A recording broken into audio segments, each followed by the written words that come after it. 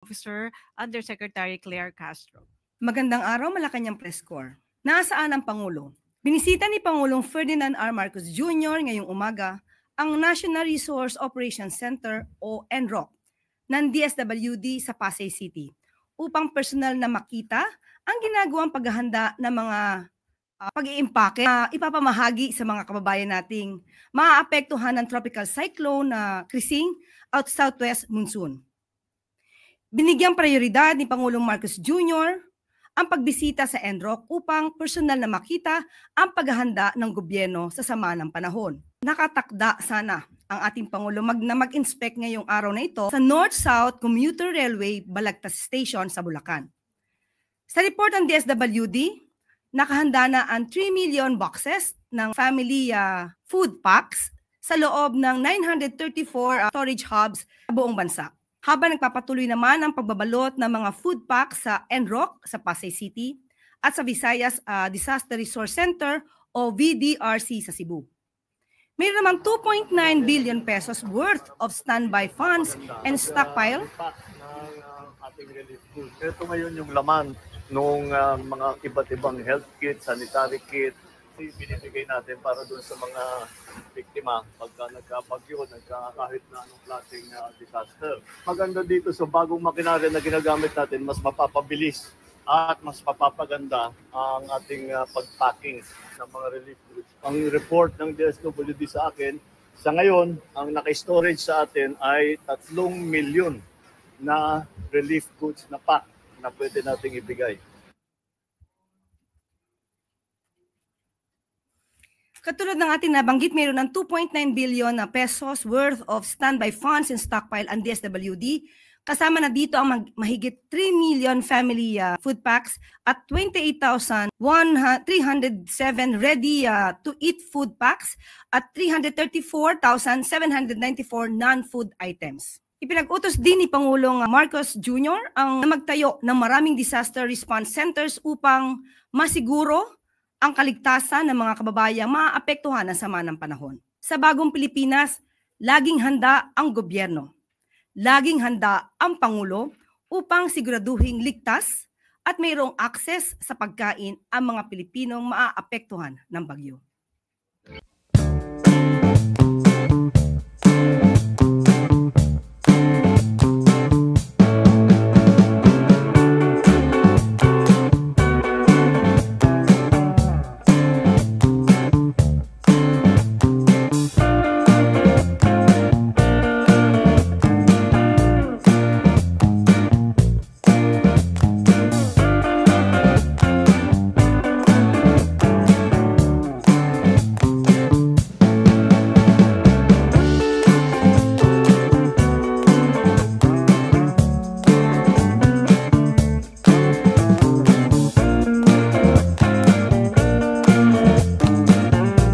Para mas gawing simple at mabilis ang mga transaksyon sa government offices, pinangunahan ni Pangulong Ferdinand R. Marcos Jr.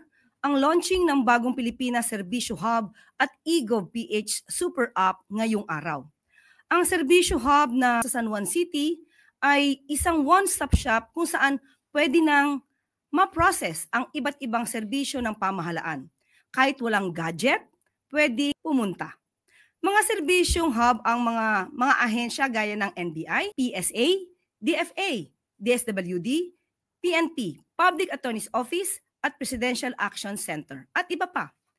Pwede ring mag-avail ng serbisyo hub ng medical assistance para sa mga gamot at hospital bills, burial assistance, legal counseling, pag-file ng complaint at marami pa.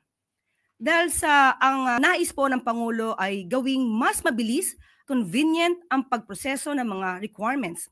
Di na kailangang bumiyahe ng malayo at maglipat-lipat ng tanggapan ng gobyerno kung mayroong lalakaring mga dokumento. Magkakaroon din ng serbisyong hub sa Visayas at Mindanao para palawikin pa ang one-stop shop service nito. Para naman sa mga kababayan natin na walang oras para pumunta sa government offices, mayroon ng eGovPH Super App na aalalay sa inyo. Smartphone at internet lang ang kailangan at pwede nang mag-renew ng driver's license, magbayad ng taxes at iba pang serbisyo. Hindi mo na kailangang mag-file ng leave o mag-absent para lang pumila. Di rin kailangang mag-alala tungkol sa maglagay sa mga fixers dahil lahat ay pwede nang gawin. Magkaibang paraan ngunit iisang layunin. Ang wakasan ng mahabang pila sa mga tanggapan ng pamahalaan. May direktiba naman ang Pangulo sa DICT. Siguraduhin na tuloy-tuloy ang pasok ng government services sa eGov.ph Super App at gawing regular ang updates at maintenance ng app para maiwasan ang downtime. Dahil sa bagong Pilipinas, easier and faster ang pagkuha ng frontline government services.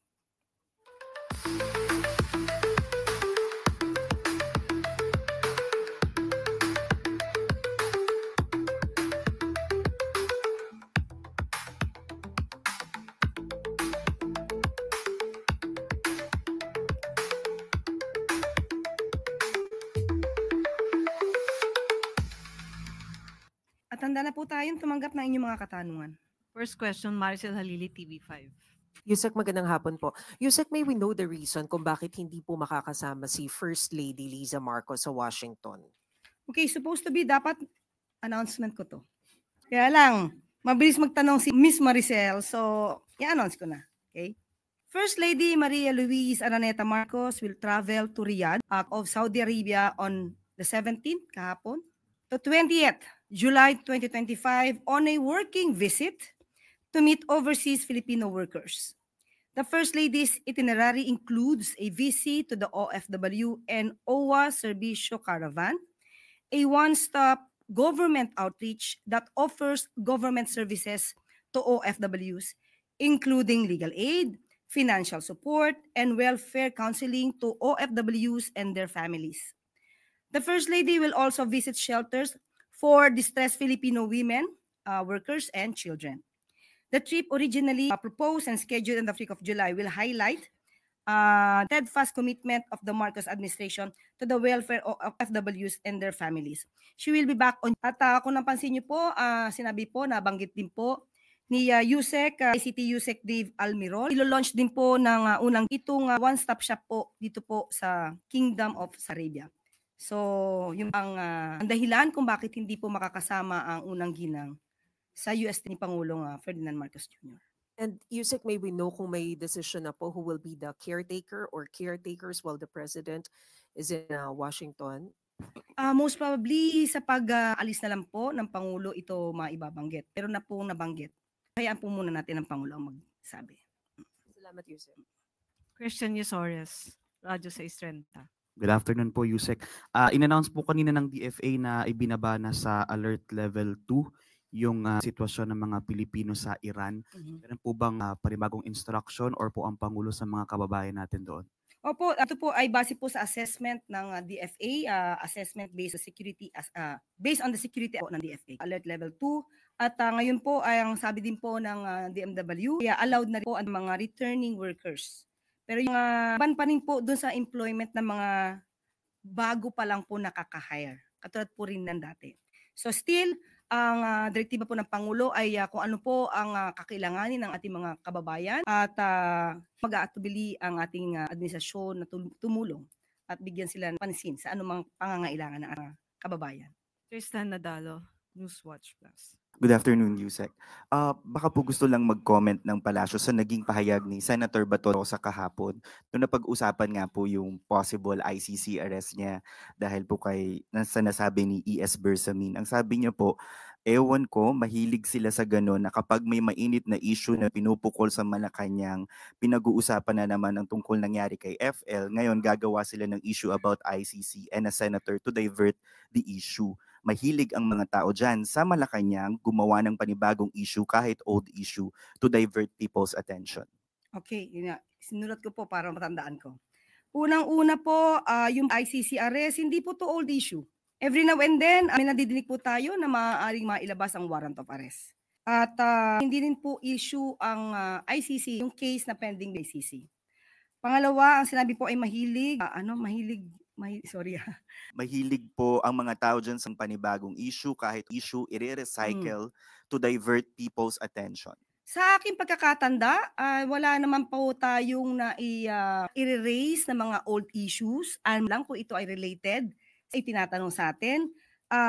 Sino po bang mahilig mag-raise ng issues na sa ating pagkakatanda ay nagkaroon pa po ng hearing patungkol sa isang pre-operation ng PIDEA ng taon pa ay 2012. Parang wala naman po akong natatandaan na meron tayong nire-raise na mga issue. At sinasabi po ay diversionary tactic.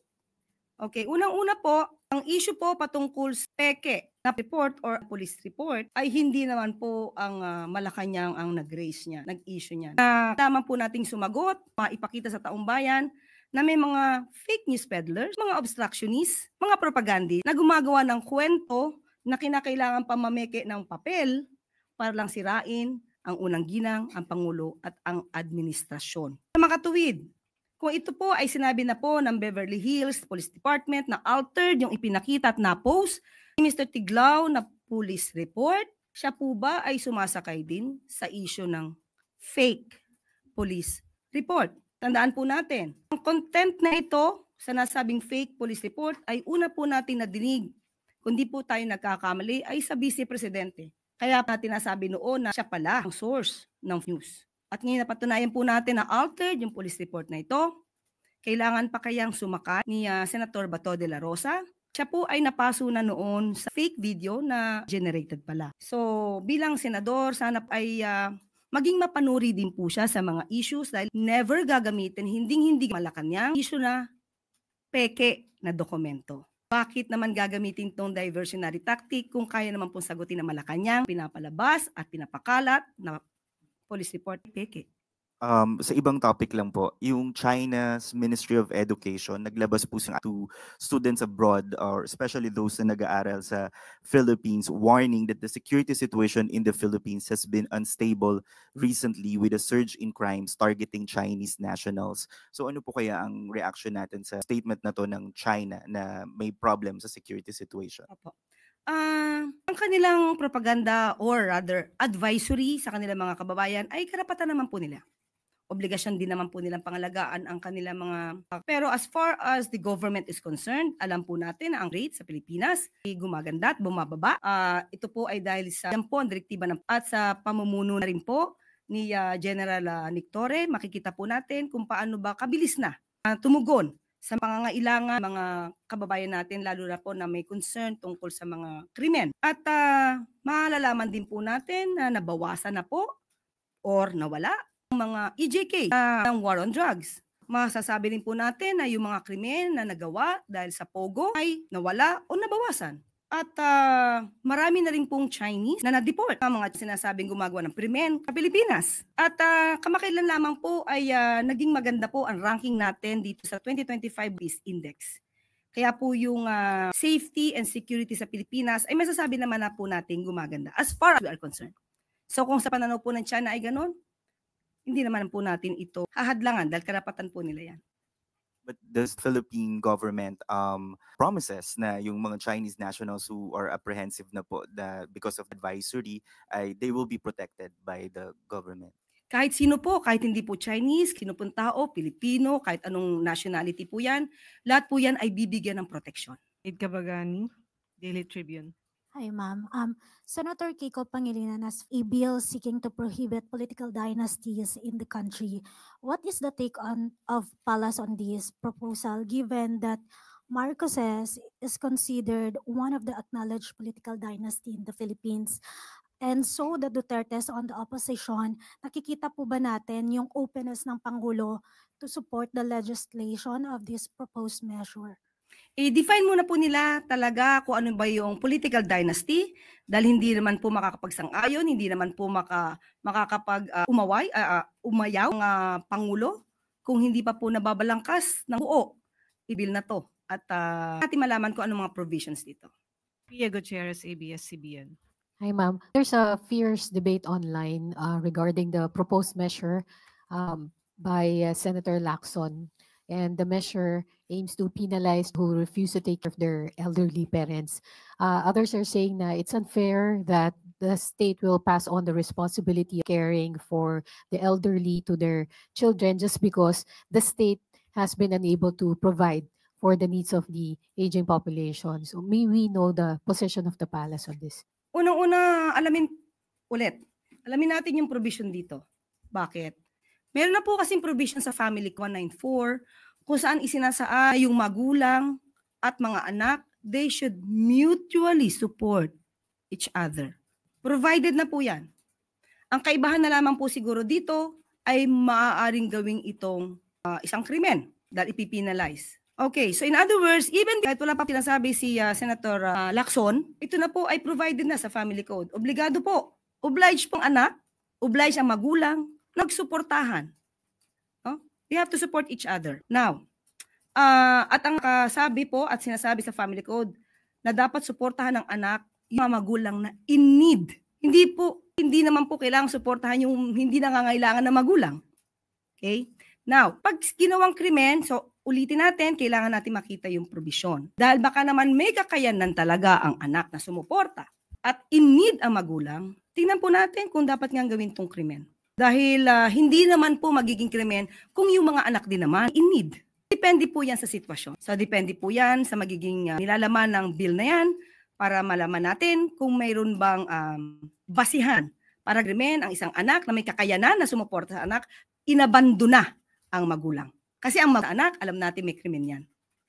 So, be considered na kapag yung magulang na hindi na kayang buhayin ang sarili, pero yung ay nandiyan at may kakayanan namang sumuporta, pero inabandona ang kanyang magulang, pwede na gawing krimen to. Pero still, sabi nga natin, alamin muna natin ang lahat ng provision. Pero ano po ang masasabi niyo doon sa ongoing criticisms ng publiko sa gobyerno patungkol sa failure ng gobyerno to provide for the needs or bigyan ng mga benepisyo ang mga elderly, them to be able to fend for themselves kapag matanda na, yung mga magulang kapag matanda na sila at hindi na kailangan umasa sa suporta ng kanilang mga anak? Sa ating pagkakaalam, sa ngayon po ay marami din programa para sa mga senior citizens. Nandiyan po yung tinatawag sila na parte ng vulnerable sector na talagang binibigyan ng prioridad na tulungan. Nandiyan na rin po yung sinasabi nating 50% discount sa MRT, LRT. So marami na pong programa sa panahon po ngayon ni Pangulong Marcos Jr. na masasabi nating makakabuti po sa mga elderly. So hindi po rin naman titigil ang Pangulo na basta dagan pa ang mga ayuda para sa mga elderlies natin. So wag muna po siguro maging negatibo dahil at tingnan muna nila kung ano na ba ang nagawa ng administrasyon na ito para sa mga elders. Ivy Reyes, Bilyonaryo. Hi, Yusek. Follow up po on Senator Bato. Sabi niya po kahapon na hindi siya a-attend ng fourth SONA ni President kasi meron daw po siyang personal conflict or issues with some congressmen and officials from Malacanang. Meron po siyang quote dito. Alangan namang pupunta ako ng pangit, di ba? May we have the palace's reaction. Okay lang naman po, karapatan naman po yan kung hindi po siya pumunta. Pero mas maganda po, madinig niya po kung ano ang naging trabaho at magiging programa ng Pangulo sa SONA para po hindi siya ligaw. Kasi mas po niya mismo ano sasabihin ng Pangulo kaysa mag-rely sa mga fake news peddlers. So sana kung di siya makarating ay mapakinggan niya. Thank you po. Para laban sa fake news, kontra fake news, nais po nating liwanagin ang kumakalat na fake news ukol sa umunoy 20% tax na ipapataw sa ating savings.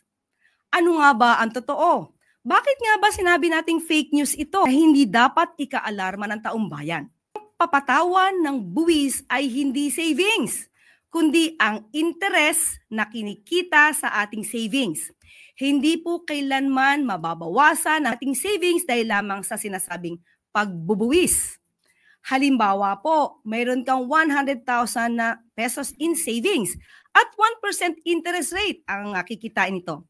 Mayroon kang kikitain na 83.33 pesos interest per month po ang kinita ng savings mo. Yan po ang halaga. Halimbawang ito, ang 100,000 pesos mo na savings hindi mababawasan, kundi ang babawasan ay ang interest na 83.33 pesos. So magkano ibabawas na lamang? Mangyayari po, lumalabas na 16.66 pesos lamang po ang mababawas sa interest na kinita ng savings. Ang halagang ito ay malaking tulong na sa ating mga kababayan bilang kontribusyon na mapupunta sa programa ng talayuning iangat ang pamumuhay ng bawat isa. Pero bago ba ito? Sa katunayan, alinsunod sa Tax Reform Act of 1997, may 20% tax na ang interest na kinikita ng ating mga karaniwang deposito sa bangko. Matagal na po itong pagbubuwis. Sa totoo po, 1998 pa ito nagsimula. Pero patuloy ang gugulo ng fake news peddlers at obstructionists. Iniiba na lang ang kwento. Alam naman natin at alam nila ito, pero pilit nilang binabaluktot ang katotohanan para sirain ang tiwala ng taumbayan sa administrasyon. Tulad na sinabi natin, 1998 pa po ito at makikita po ito sa inyong passbook o bank statement. Ang kaibahan lamang ngayon ay ang pagtanggal ng preferential rates sa mga deposito na lock-in sa mas maturity. Sila po yung nag-avail ng long-term investment o sa madaling sabi ay hindi nila i-withdraw ang pera nila sa loob ng 5 taon kaya mas malaki interest na kikitain dito. Dahil investment nga ito at hindi ordinaryong savings. Halimbawa po ulit, sa 100,000 pesos na 5 years ang maturity at 4% interest rate, meron kang kikitain na 33 pesos kada buwan. Ang tax nito ay aabot lamang ng 66 pesos. Maliit, di po ba? Pero malaking tulong po yan sa gobyerno. Prospective po ang batas. Ibig sabihin, lahat ng nakikinabang na sa preferential rate bago pa maipasa ang batas na ito ay nananatiling exempt o hindi papatawan ng mataas na buwis. Kaya huwag tiwala sa fake peddlers. Uulitin natin, huwag po kayo maalarma dahil hindi po bubuwisan ang kabuuan ng inyong savings. At dito na po nagtatapos ang ating press briefing. Maraming salamat para sa Bagong Pilipinas.